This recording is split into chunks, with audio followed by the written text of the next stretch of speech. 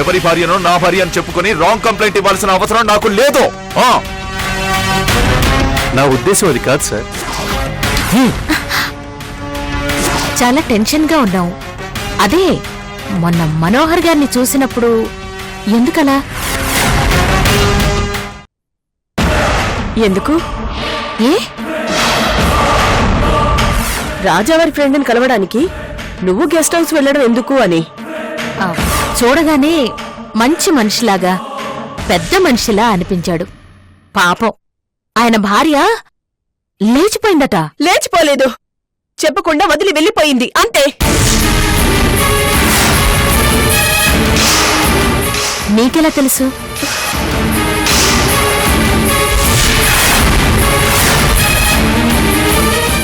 రాజావారు చెప్పారు. ఓ, రాజావారు చెప్తేనే తెలిసిందా? అవును, లేచిపోవడానికి చెప్పకుండా వెళ్ళిపోవడానికి పెద్ద తేడా ఏమైనా ఉందంటావా? వెళ్ళి మనోహర్ గారిని అడుగు. నీకేమైనా తెలుసేమో అని అడిగానంతే. నాకెలా తెలుస్తుంది? ఇప్పుడు ఆవిడ ఈ ఊళ్ళోనే ఉందంట. So what? మొగుడికి చెప్పకుండా దేశం వదిలొచ్చింది అంటే గుండెలు తీసిన బంటే అయ్యుంటుంది.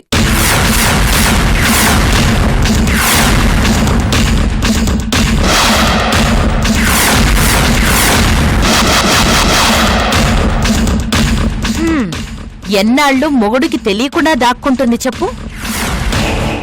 నన్నెందుకు అడుగుతున్నావు? నాకేం తెలుస్తుంది? అది కాదక్కా, రేపో మాపో దొరికిపోతుంది. బండారం బయటపడిపోతుంది కదా. ఆ తర్వాత భర్తకి ఏ సమాధానం చెప్తుంది చెప్పు? వాళ్ళ చావేదో వాళ్ళు చేస్తారు. మధ్యలో మీరంతా తలలు బద్దలు కొట్టుకోవడం ఎందుకు? మీకు వేరేం పనేం లేదా? నిజమేలే, మనకెందుకు తలనొప్పి? అయినా మనకేం సంబంధం? నేనొస్తానక్కా. సారీ, నిన్ను డిస్టర్బ్ చేశానేమో. నువ్వు రెస్ట్ తీసుకో. Good night. అన్నట్టు చెప్పడం మర్చిపోయాను. మనోహర్ గారు తన భార్యను వెతికే పని మన ప్రతాప్ కప్పచెప్పారట.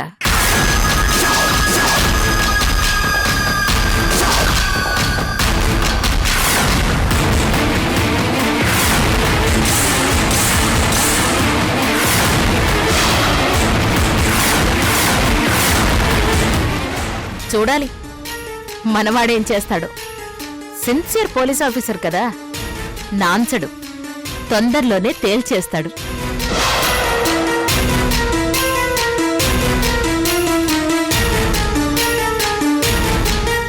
ఆ మనోహర్ గారి భార్య ఎవరో కాని చూడాలని తెగ ఆరాటంగా ఉంది.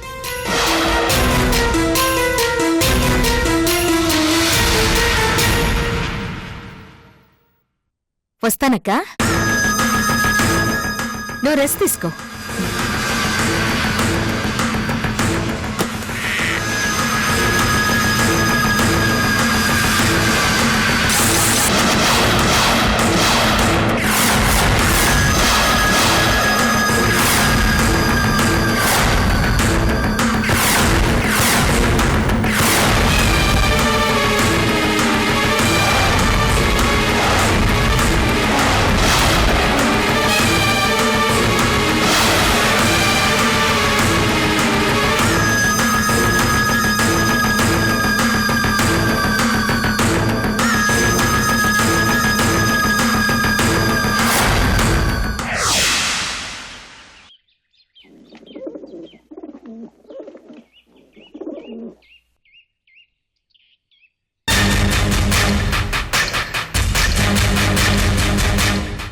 ఏమైందమ్మా? ఎందుకు అంతలా టెన్షన్ పడుతున్నారు? కంపులు అంటుకుంటున్నాయి మంగరాజు గారు. రోజు రోజుకి ఊబిలోకి కూరుకుపోతున్నాను. ఏం చెయ్యాలో అర్థం కావడం లేదు. మనోహర్ గురించి తెలిసింది కేవలం శశిరేఖకేనేమో. ఏదోలా మేనేజ్ చేద్దాం అనుకున్నాను, కానీ పరిస్థితి డేంజర్ జోన్ లో పడింది. మనోహర్ ప్రతాప్ ని అప్రోచ్ అయ్యాడట. నాకు తెలుసమ్మా. తెలుసా? ఎవరు చెప్పారు? ప్రతాప్ చెప్పాడు. అవునా?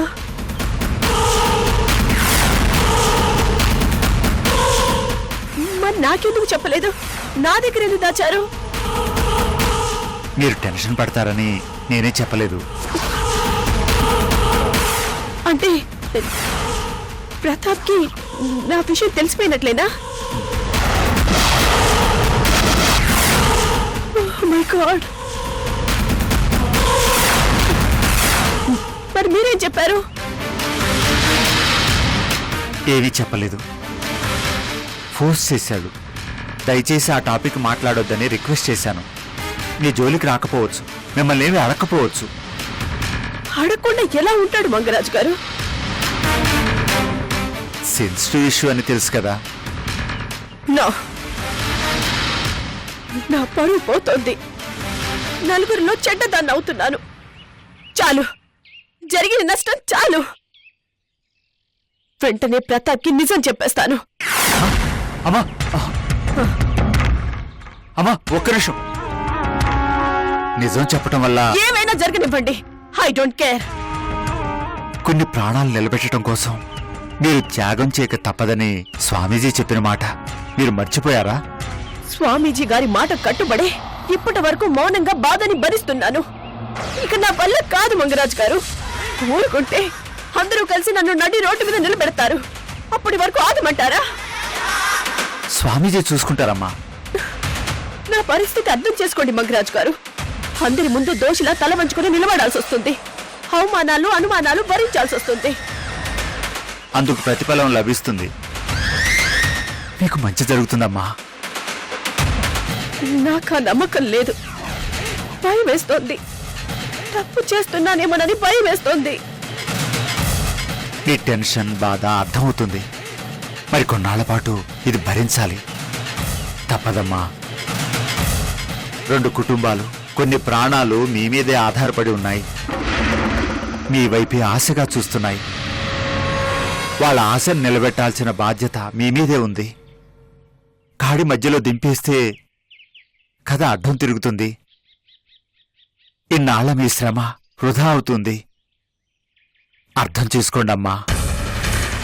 మంగరాజు గారు, ఆ భగవంతుడు నాకు చాలా పెద్ద పరీక్ష పెడుతున్నాడు.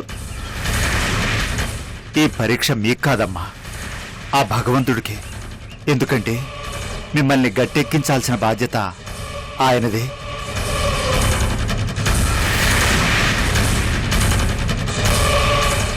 సరే, నేను వస్తానమ్మా. ధైర్యంగా ఉండండి.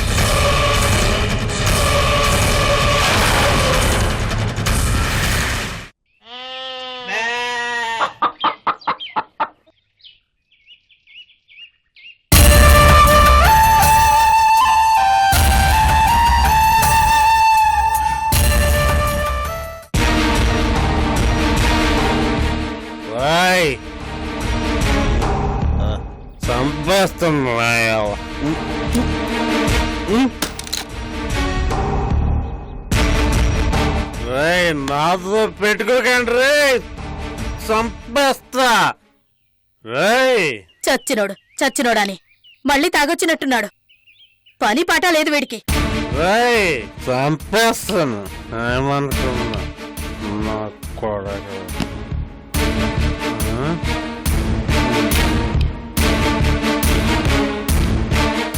హలో, ఎక్స్క్యూజ్ మీ పెళ్ళామా, ఒక 100 ఉందా?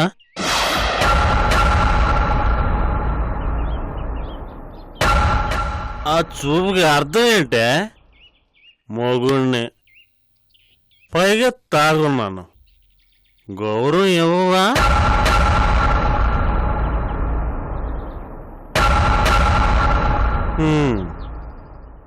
నువ్వు మందేసుకున్నా బతకవు, కానీ నేను మందేసుకోపోతే చచ్చిపోతాను. నా దగ్గర డబ్బులు లేవు. ఉన్నవన్నీ జబ్బులే. ఛీ, కుక్క బతుకు.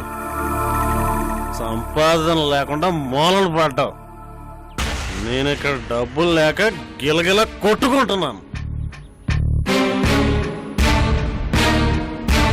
కనీసం ఆ తాలిబొట్టనయ్యవే, అమ్ముకుని తాగుతాను నేను. అదెప్పుడో లాక్కెళ్ళిపోయావయ్యా. ఛీ, దరిద్రం. ఏమా పెళ్ళప్పుడు ఒక 10 తాలిబొట్లు కట్టించవచ్చు కదా? కరువు కాలం అన్నట్టు ఒక్కడంటే ఒకటి కట్టించు. ఏవే ఆ మెట్లున్నాయివే, అవి కూడా ఎప్పుడో తీసేసుకున్నావు. దరిద్ర మొగుడికి పనికిరాని దారివే. ఎందుకే బతికొన్నా?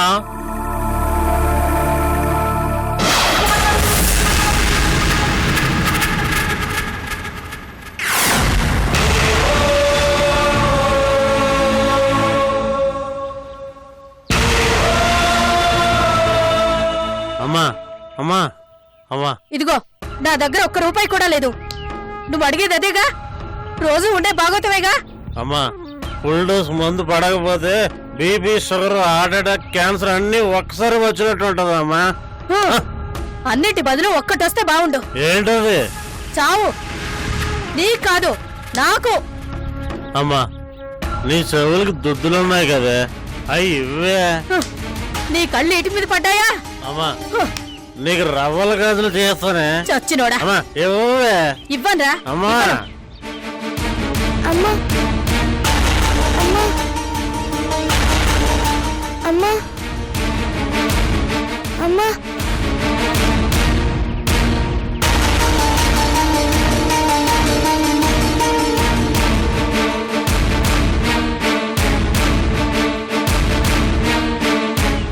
అమ్మా మందులు వేసుకో అమ్మా. అమ్మా మందులు వేసుకో అమ్మా.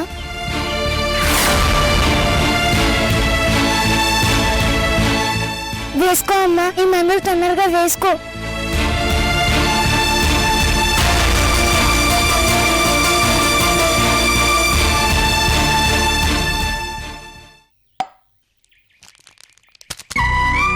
ఇక్కడ కూర్చోనన్నా.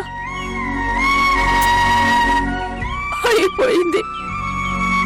అమృతం ఇచ్చిన ఎవరు మీ అమ్మని బతికించలేరు. అలాంటి ద్రోహం చేశాను. చెప్తాను, నీకు మొత్తం చెప్తాను.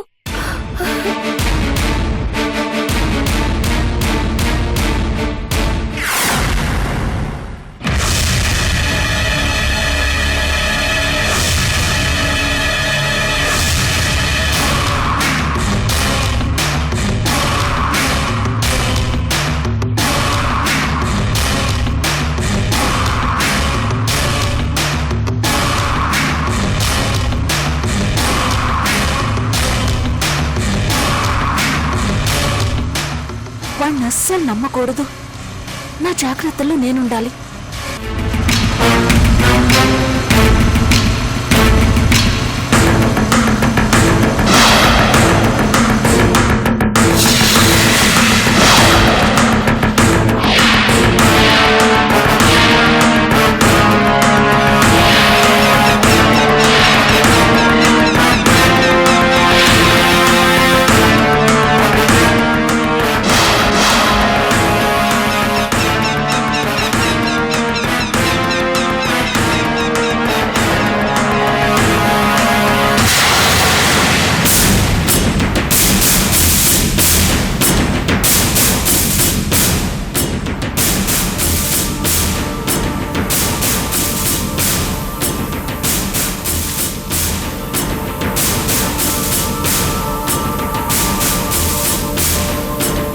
కాసేపు బుద్ధిగా పడుకో.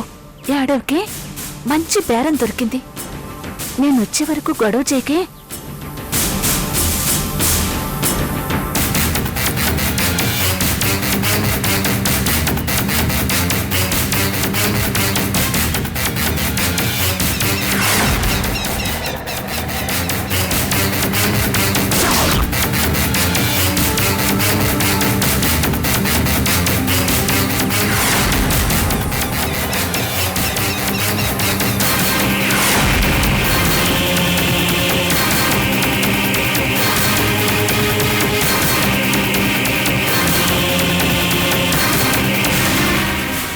రాడేంటి?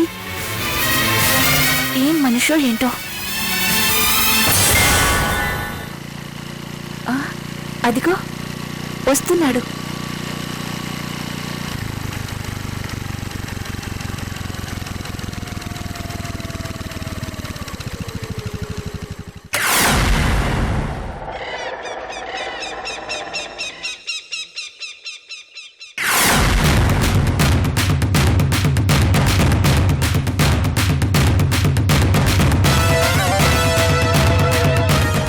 ఏంటింత లేటు?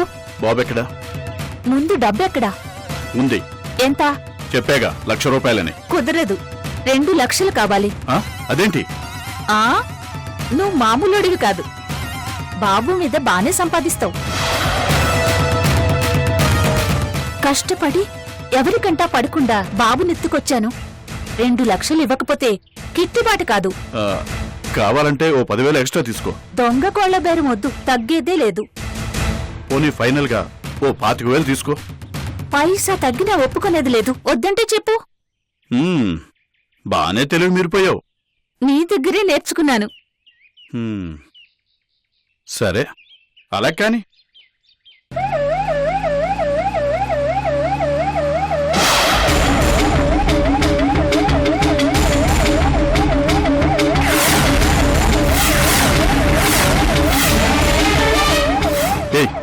కొంప తీసి పోలీసులకు ఇన్ఫర్మేషన్ ఇచ్చావేంటి? నేనెందుకు ఇస్తాను?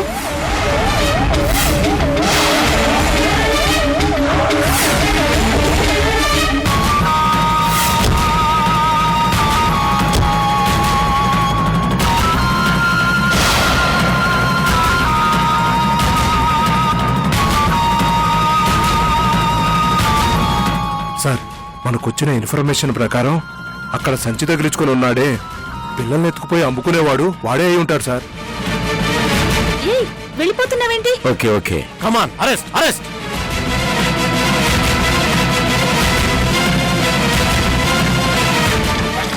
క్యాచ్ హిమ్, పట్టుకోండి వాడిని. ఎక్కడికి రా పారిపోతున్నావు? ఎక్కడికి?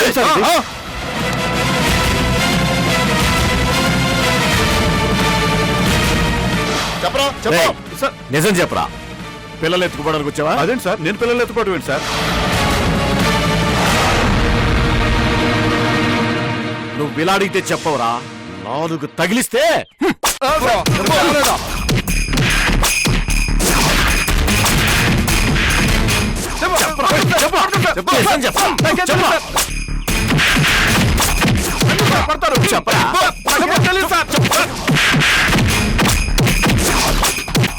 చెప్పరా, నిజం చెప్పు. చెప్పరా,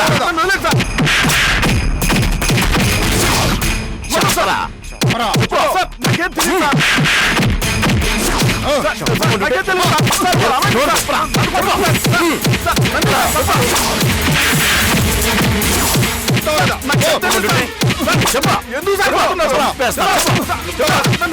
ఇప్పుడు కానీ వీడు నా పేరు చెప్పాడంటే నేను అయిపోయినట్టే.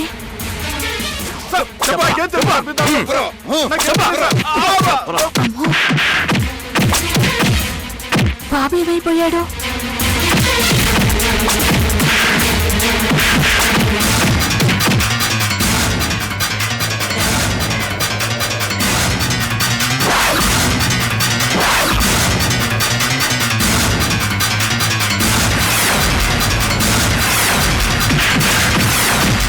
వాడి గురించి ఆలోచిస్తే నేను బుక్ అయిపోతాను.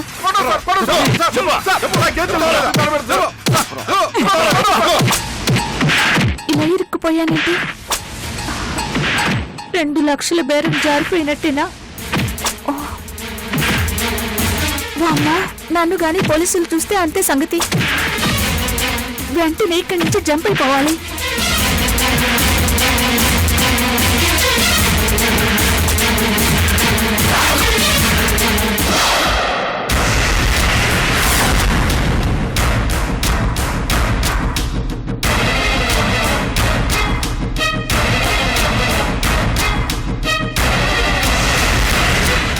తల్లికి బిడ్డను దూరం చేశాను, బిడ్డను తల్లికి దూరం చేశాను. దేవుడు నన్ను ఎలా క్షమిస్తాడ్రా?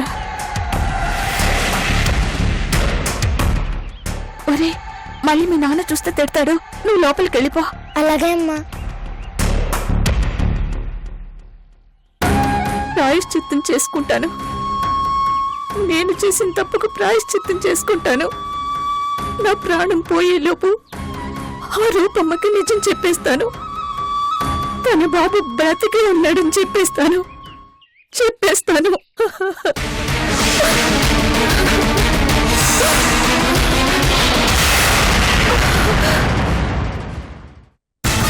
వీడు ప్రతాప్ వాళ్ళ బాబు. ఓ ఐ సీ. అవునా? డెలివరీ ఎప్పుడైంది? తెలియనే లేదే.